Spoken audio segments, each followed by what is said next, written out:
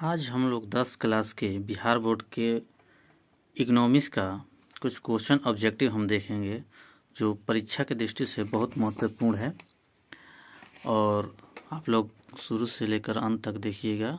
आप लोग को पूरा फेयर हम इस चैनल पर कंप्लीट करवाएंगे। जिसमें आप देख रहे हैं, पहला प्रश्न है, किस देश में मिश्रित अर्थव्यवस्था है? तो ये भारत में है। भारत हमारा मिश्रित अर्थव्यवस्था वाला देश है। आर्थिक क्रियाओं का उद्देश्य क्या होता है? तो जीविकोपार्जन यानी अपने जीवन को व्यतीत करना। शिक्षक द्वारा अपने पुत्र को पढ़ाना कौन सी क्रिया है? तो ये हो जाएगा आर्थिक और अनार्थिक दोनों में आता है। अब चौथा प्रश्न देखते हैं, आर्थिक विकास की व्याख्या के विभिन्न आधार क्या है? तो सकल राष्ट्रीय उत्पाद, प्रति व्यक्ति आय और आर्थिक कल्याण का आधार। ये तीनों हो जाएगा, ऑप्शन में तीनों आएगा, इनमें से सभी देगा। तो इनमें से सभी आपको टिक करना है। अगला प्रश्न, भारत में आर्थिक विकास का मुख्य श्रेय किसे दिया जाता है? तो नियोजन को। अगला प्रश्न, आर्थिक विकास की माप करने के लिए उचित सूचकांक क्या है? तो सबसे उचित सूचकांक होता है प्रति व्यक्ति आय। नीति आयोग का अध्यक्ष कौन होता है? तो पीएम होते हैं। पीएम मतलब प्रधानमंत्री होते हैं। अगला प्रश्न, एक प्राथमिक क्षेत्र कौन सा है? तो कृषि क्षेत्र है। द्वितीय क्षेत्र हो जाएगा उद्योग और तीसरा क्षेत्र हो जाएगा आपका सेवा क्षेत्र। प्राथमिक क्षेत्र में कृषि वगैरह आ जाएगा, कृषि से संबंधित, जबकि द्वितीय क्षेत्र में उद्योग धंधा आ जाएगा और तृतीय क्षेत्र में सेवा क्षेत्र, जिसमें नौकरी वगैरह आ जाएगा। बिहार में किसकी प्रधानता है? तो कृषि का है। रेल बजट किस वित्तीय वर्ष में सामान्य बजट में समावेशित किया गया है? तो 2017 से लेकर 18 के बीच में कर दिया गया था। 12वीं पंचवर्षीय योजना की अवधि क्या है? देखिए, 12वीं पंचवर्षीय योजना का 12 से 17 है, लेकिन यहाँ से आपके सिलेबस में 5 योजनाएं पढ़ना है, पंचवर्षीय योजनाएं। जिसमें पहली पंचवर्षीय योजना हो जाएगा 1951 से 56 हो जाता है, जबकि दूसरी पंचवर्षीय योजना 56 से 61। इसके बाद 7वीं पंचवर्षीय योजना पढ़ना है 1958 से 1985 से 1990 हो जाएगा 7वां। 10वां हो जाएगा 2002 से 7 और 7 से 12 हो जाएगा 11वीं पंचवर्षीय योजना। आगे देखते हैं प्रश्न, सामान्यतः किसी देश के विकास का स्तर किस आधार पर निर्धारित किया जाता है? तो इसका हो जाएगा 3 ऑप्शन आएगा इसमें, प्रति व्यक्ति आय, साक्षरता दर तथा स्वास्थ्य की स्थिति। यानी पर ऑप्शन तीनों रहेगा, लास्ट में ऑप्शन डी में देगा इनमें से सभी। तो आपको इनमें से सभी टिक करना है। बिहार की जनसंख्या 2011 के अनुसार कितनी है? तो 10 करोड़ 38 लाख है। बिहार के विकास में एक बहुत बड़ा बाधक क्या है? तो बाढ़ है। हमेशा कोसी नदी की वजह से हर साल बाढ़ आती रहती है। भारत की आर्थिक व्यवस्था कैसी है? तो मिश्रित है। वर्तमान समय में आर्थिक विकास में किस क्षेत्र का योगदान सर्वाधिक है? तो सेवा क्षेत्र का सबसे ज़्यादा है, 59% है। अगला प्रश्न, हमारे राज्य बिहार किस सूची के अंतर्गत आता है? तो ये पिछड़े राज्यों में आता है। बीमारू राज्य कौन सा है? तो बीमारू राज्य में मुख्यतः 4 आता है, बिहार, मध्य प्रदेश, राजस्थान और उड़ीसा आता है। भारत में नीति आयोग की स्थापना कब हुआ था? तो 1 जनवरी 2015 को हुआ था। नीति का पूर्ण रूप क्या होता है? तो national institution for transforming India होता है। भारत की जनसंख्या 2011 के अनुसार कितनी है?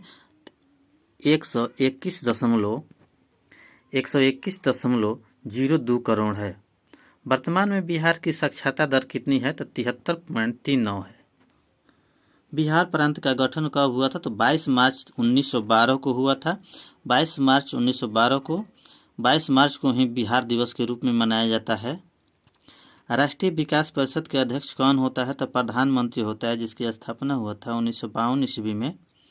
किस आधुनिक यंत्र के आगमन के बाद सूचना, शिक्षा एवं ज्ञान प्राप्त करना सुलभ हो गया? तो कंप्यूटर के आविष्कार किसने किया था? तो चार्ल्स बेबेज ने किया था। विश्व लेवल पर पूछेगा तो 1830 ईस्वी में, जबकि भारत में कंप्यूटर की शुरुआत हुआ था 1952 ईस्वी में। वर्तमान समय में विश्व व्यापार संगठन, जिसको WTO बोलते हैं, वर्ल्ड ट्रेड ऑर्गेनाइजेशन, में कुल कितने सदस्य देश हैं? तो 164 है। इसकी स्थापना हुआ था 1995 में। भारत सरकार का केंद्रीय बैंक कौन सा है? तो आरबीआई है, जिसको रिजर्व बैंक ऑफ इंडिया कहते हैं। इसकी स्थापना 1935 ईस्वी में हुआ था।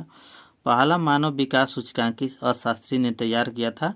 तो महबूब उल हक ने किया था। मानव विकास के मामले में सर्वोच्च राज्य कौन सा है? तो केरल है। भारत में पहला मानव विकास रिपोर्ट जारी कब हुआ था? तो 2002 में हुआ था। सबसे अधिक जनसंख्या वाला जिला बिहार में कौन सा है? पटना है। जबकि सबसे कम जनसंख्या वाला जिला बिहार में पूछा जाए तो ये हो जाएगा शिवहर हो जाएगा। बिहार में लिंग अनुपात कितना है? तो 916 पर 1000, यानी 1000 पुरुष की संख्या होना चाहिए और 916 महिलाओं की होती है। कभी कभी एग्जाम में 918 भी देता है, तो आप लोग दोनों ध्यान में रखिएगा। 918 महिलाएं 1000 पुरुष पर। अगला प्रश्न है, भारत में योजना आयोग का गठन कब हुआ? तो 15 मार्च 1950 को हुआ था। व्यावसायिक बैंकों का राष्ट्रीयकरण कब किया गया? तो 1969 में। गरीबी रेखा से नीचे रहने वाले शहरी लोगों की कैलोरी की मात्रा कितनी होनी चाहिए? तो 2100 होना चाहिए। जबकि वहीं ग्रामीण क्षेत्रों की बात करेगा तो ग्रामीण क्षेत्रों में 2400 कैलोरी हो जाता है, क्योंकि ग्रामीण क्षेत्रों में लोगों की एनर्जी की आवश्यकता ज़्यादा होती है, खेतों में काम करते हैं, इस वजह से। जनसंख्या वृद्धि से आर्थिक विकास की गति पर क्या प्रभाव पड़ेगा? अगर जनसंख्या बढ़ेगा तो विकास की गति क्या हो जाएगी? मंद हो जाएगी, यानी धीरे हो जाएगी। एटीएम का पूर्ण रूप क्या है? तो ऑटोमेटेड टेलर मशीन होता है। क्रेडिट कार्ड क्या है? तो बैंकिंग प्रणाली है। जिस देश का राष्ट्रीय आय अधिक होता है वह देश क्या कहलाता है? तो विकसित देश कहलाता है। और जिस देश का राष्ट्रीय आय मीडियम होता है, मध्य में होता है, उसको विकासशील कहते हैं। जिसका बहुत नीचे होता है उसको अविकसित कहते हैं। अगला प्रश्न है, गरीबी कैंसर रोग की तरह है, यह किसने कहा था? तो यह कथन अर्थशास्त्री कुजनेट ने। वीडियो को पुश करके आप लोग इसको लिख सकते भी हैं, और सभी परीक्षाओं की दृष्टि से, चाहे 10 क्लास हो या 11 हो या फिर कंपटीशन हो, सबके दृष्टि से ये बहुत इंपॉर्टेंट क्वेश्चन है। मैट्रिक में तो टोटल परीक्षा में ही आएगा, इससे एक्स्ट्रा नहीं आएगा। अगर आप लोग मेरा वीडियो अच्छा लगे तो लाइक और शेयर सब्सक्राइब जरूर कीजिए।